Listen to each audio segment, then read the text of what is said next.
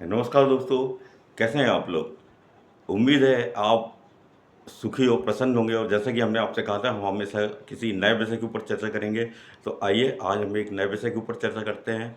यह सवाल हर किसी के मन में आता है कि हमें अच्छी पत्नी मिलेगी या बुरी पत्नी मिलेगी।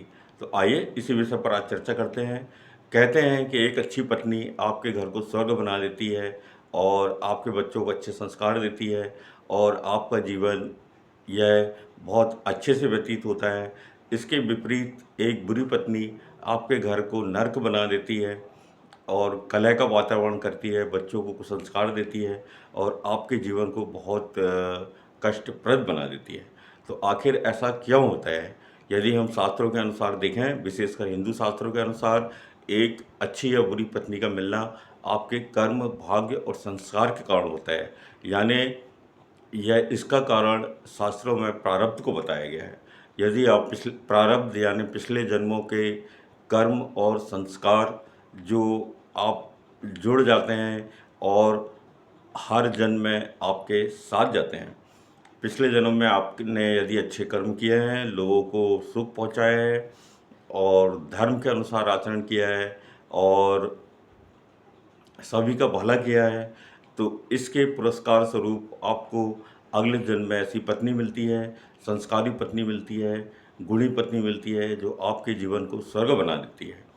इसी के अनुसार, प्रारब्ध के अनुसार, यदि आपने पिछले जन्म में बुरे कर्म किए हैं, लोगों को दुख दिया है और पीड़ा दी है और आपका जीवन अधर्म पर चला है, तो उसके दंड स्वरूप इस जन्म में आपको ऐसी पत्नी मिलती है जो आपको एक तरह से जीवन को पूरा संघर्षपूर्ण और कलहपूर्ण बना कर नष्ट कर देती है। तो इस प्रकार हिंदू शास्त्रों में ऋणानुबंध यानी लेन देन का हिसाब बताया गया है। यानी आपके अच्छे कर्म जो होते हैं उनके पुरस्कार के स्वरूप आपको अच्छा जीवन साथी या पत्नी मिलती है और आपके बुरे कर्मों का हिसाब करने के लिए इस जन्म में बुरा जीवन साथी मिलता है।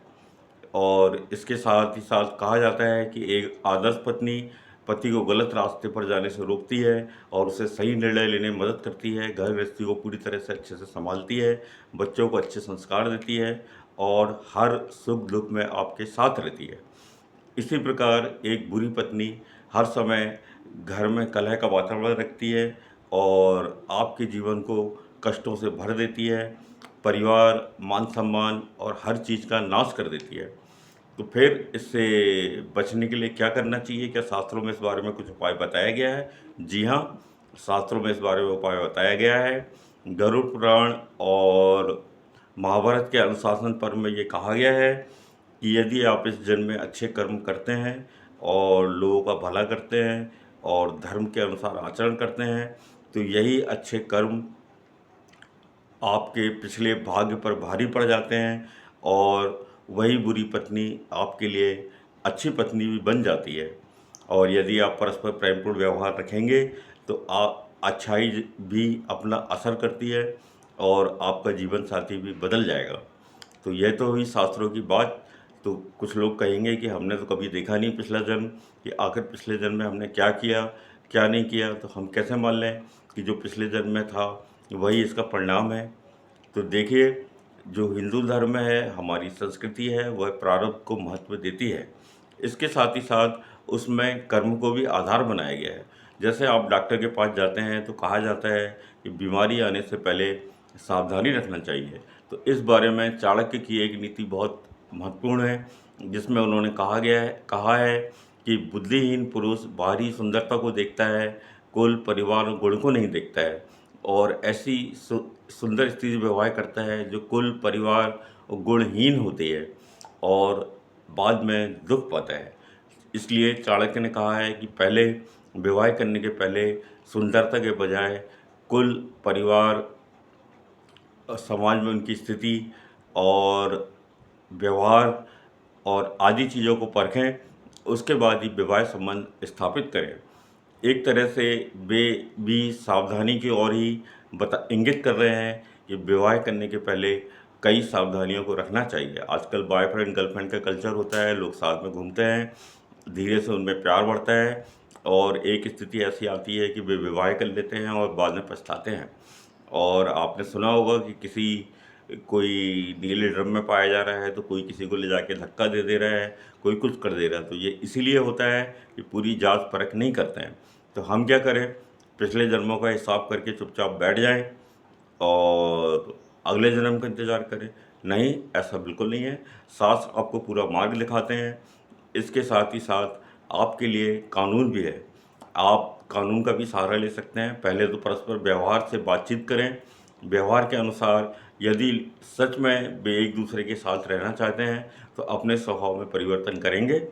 और पति भी पत्नी को अगर बराबर सम्मान दे रहा है, उसकी सारी ज़रूरतें पूरी कर रहा है और अच्छे से व्यवहार कर रहा है, तो पत्नी भी उसी के अनुरूप आचरण करेगी। लेकिन यहाँ पर ये देखने वाली बात है कि यदि उसका कुल परिवार बिल्कुल ख़राब है, जैसी वो है वह उसकी माँ भी रही और माँ भी चरित्रहीन रही, परिवार में और दूसरे लोग भी वैसे ही थे और कुल बिल्कुल ख़राब है, तो आप फिर कितना भी प्रयास कर लें, इसमें कभी आप सफल नहीं हो पाएंगे। फिर आपको कानून का ही सहारा लेना पड़ेगा। तो शास्त्रों की बात मानने के बजाय के साथ ही आप अच्छे कर्म करके व्यवहार में परिवर्तन लाने का प्रयास करें। और यदि इसमें परिवर्तन नहीं हो पा रहा है तो आप कानून का भी सहारा लें। और यदि कोई बहुत टॉक्सिक रिश्ता है तो उससे जल्दी से जल्दी निकल जाएं। इस बात का इंतज़ार ना करें कि आप किसी नीले ड्रम में पाए जाएंगे या आपका परिवार पूरी तरह से तबाह हो जाएगा और बर्बाद हो जाएगा। इस हमारे वीडियो बनाने का उद्देश्य ये नहीं है कि हम किसी महिला को या किसी को टारगेट कर रहे हैं और पुरुष के वर्चस्व की बात कर रहे हैं। परिवार सामंजस्य से चलता है और सामंजस्य होना चाहिए, एक दूसरे का सम्मान होना चाहिए। परंतु ये कारण जो हिंदू धर्म और शास्त्रों और मान्यताओं के अनुसार बताया गया है, उसमें प्रारब्ध को बहुत महत्व दिया गया है। तो फिर प्रारब्ध के साथ यदि आप सच में किसी बुरे रिश्ते में जुड़ गए हैं तो आप कानून का सहारा लीजिए, उससे बाहर निकलिए। पहले आप पूरे प्रयास करिए। यदि उनका कुल अच्छा होगा, परिवार अच्छा होगा और दूसरी चीज़ें आपके हक में जाएंगी तो फिर सामंजस्य बनेगा। और घर गृहस्थी चलाना तो एक तरह से एडजस्टमेंट ही होता है, इस बात को भी आप समझें। सब कुछ किस्मत पे छोड़ देने से कुछ नहीं होगा, कर्म भी आपको करना पड़ेगा। तो इस बारे में हम विस्तार से और चर्चा करेंगे और अगले भाग में हम देखेंगे कि कुंडली और दूसरी चीज़ें अच्छे या बुरे जीवन साथी पाने में किस प्रकार सहयोग करती हैं। फिर यह चर्चा आपको कैसी लगी और वीडियो कैसा लगा ज़रूर कमेंट करके बताएं। और यदि आपको अच्छी पत्नी मिल गई है तो आप खुशकिस्मत हैं, ईश्वर को धन्यवाद दें। और यदि आपको कुछ बुराइयां नज़र आ रही हैं और अगर वो सामान्य बुराइयां हैं तो उन्हें नज़रअंदाज करें और अपने जीवन की गाड़ी अच्छे से चलाने का प्रयास करें। यदि आपने इस चैनल को अभी तक सब्सक्राइब नहीं किया है तो ज़रूर करें और बताएं कि यह वीडियो आपको कैसा लगा। और यदि आपको वीडियो पसंद आया हो तो इसे लाइक करें, चैनल को सब्सक्राइब करें। हम इस विषय पर और चर्चा करेंगे और इसमें आप कौन कौन से प्रश्न पूछना चाहते हैं वो आप कमेंट करके ज़रूर बताएं, जिससे कि हम इस चर्चा को आगे विस्तार दे सकें। शुरुआत में यह वीडियो पूरी चीज़ को एकत्रित नहीं कर सकता है। अभी हमने सिर्फ वही बात की है कि शास्त्रों में अच्छी और बुरी पत्नी मिलने का क्या कारण है। तो आप समझ गए होंगे कि शास्त्रों में प्रारब्ध को महत्वपूर्ण बताया गया है। इसके साथ ही साथ आपके अच्छे कर्म आपके प्रारब्ध को बदलने की क्षमता रखते हैं, यही बताया गया है। यानी आप अच्छे कर्म करते हैं तो आपका पिछले जन्मों के पाप भी नष्ट हो जाते हैं। फिर इस वीडियो को ज़रूर लाइक करिए, अच्छा लगा हो तो, और कमेंट ज़रूर करिए, शेयर भी करिए। और फिर आपने मेरी बात इतने धैर्य से सुनी, उसके लिए आप सभी का बहुत बहुत धन्यवाद। चलिए जी, मिलते हैं फिर किसी और विषय के साथ। तब तक आपका दिन शुभ हो। राधे राधे जी, जय श्री कृष्ण जी, नमस्कार जी, धन्यवाद जी।